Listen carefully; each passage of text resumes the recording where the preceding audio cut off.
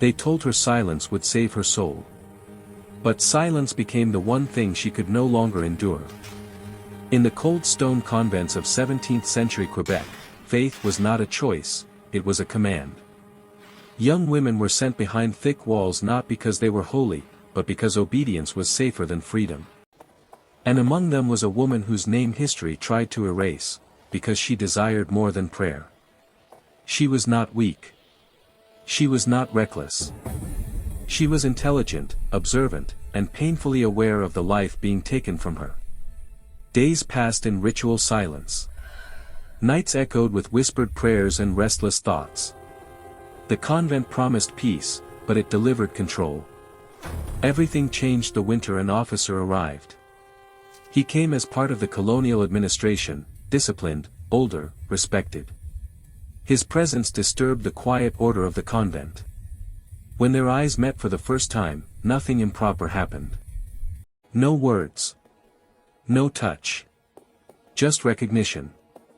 And that was enough to awaken something dangerous.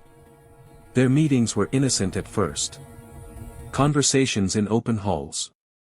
Discussions about scripture, duty, the harshness of the new world.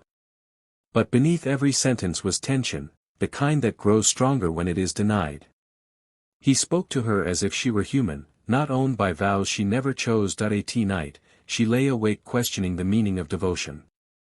Was faith still sacred if it was forced? Was purity still holy if it was empty? The convent demanded her body remain untouched, but it could not silence her mind, or her longing to be seen. Their conversations became private. Short. Careful. Charged. He never crossed a line, and somehow that restraint made everything more intense. Desire lived in pauses, in breath held too long, in glances that lingered just a second beyond safety. She realized then, it was not the man she desired most, it was choice. The convent discovered whispers. Silence became suspicion. She was warned. Watched. Controlled even more tightly. And yet, the more they tried to suppress her, the clearer her decision became. One night, before dawn, she removed her veil. Not in defiance. But in clarity. History does not tell us exactly what happened next. Some say she vanished into the wilderness.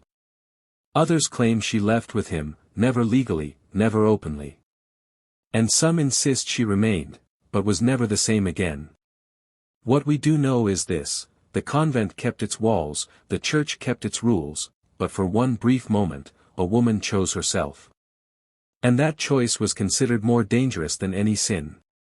Because the most forbidden act of all, was wanting more.